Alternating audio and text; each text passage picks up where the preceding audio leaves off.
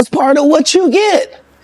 I came in this business saying I was going to expose. When I talked about Michael Jackson, when I talked about R. Kelly, they canceled me for these things because why would you talk about another black dude? Race is not where the line is drawn.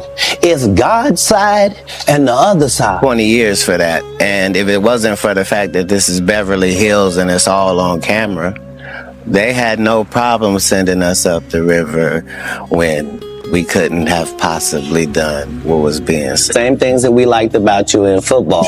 You brought that on over to here, and that's why it resonates. And the reason I had to come is because you made a safe place for the truth to be told. You know what I mean? Thank you, Harvey. Katt Williams doesn't play around when it comes to speaking the truth.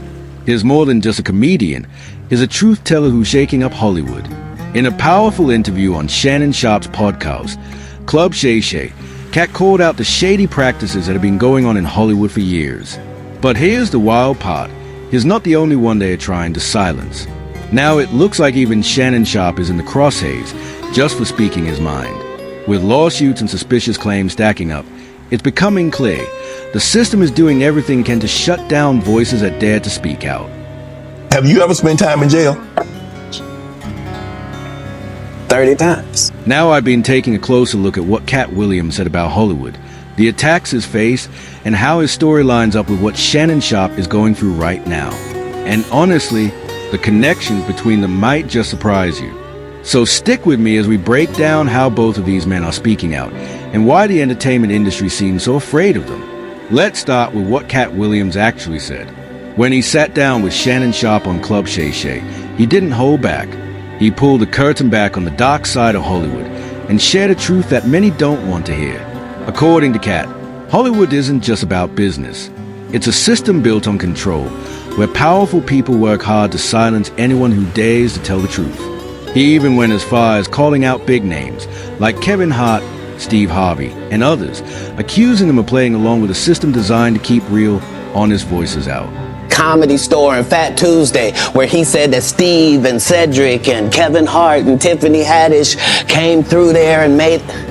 All lies. Steve and Cedric never performed at the Comedy Store at all. Tiffany was only seen at the Laugh Factory. In 15 years in Hollywood, no one in Hollywood has a memory of going to a sold-out Kevin Hart show, there being a line for him ever getting a standing ovation at any comedy club. He already had his deals when he got here. Have we heard of a comedian that came to LA and then stole everything Mark Curry had? Now Steve got a sitcom where he the principal and he wear a suit and then he gets this high top fade making all black men think he got the best lineup in the business, and it's a man unit. Then you ask it, why you not a movie star? I didn't want to be a movie star. This the same Negro that hated on Bernie with this same thing. But Katt didn't stop there. He made an even more disturbing claim, saying Harvey Weinstein wasn't the only one making secret backroom deals in Hollywood. According to Katt, Weinstein once even offered him actresses, like it was part of some twisted transaction. Katt says he didn't take it seriously at the time, but looking back, it shows just how deep and shady the system really is. It's not just about fame or money, it's about control, silence, and power. And when someone like Katt speaks up, Hollywood doesn't take it lightly. And then he offered me 2 actresses like they was playing cards, and I was like, what? Like he just jilted it. Like, he was like, I know you. Damn. Right. Like, what? Some aces. No, my personal aces. Yeah. Did you think about it? Look, I'm not. In these scary situations, I don't even leave it up to me. Like, I'm going to do what the superhero would do in this part of the movie regardless, and deal with what happens after. Yeah, just because it's a story and I know it's a story, right? It's my story, you know what I mean? So I can't. That's a good way to think about things in general. Yeah. What would the superhero do right now?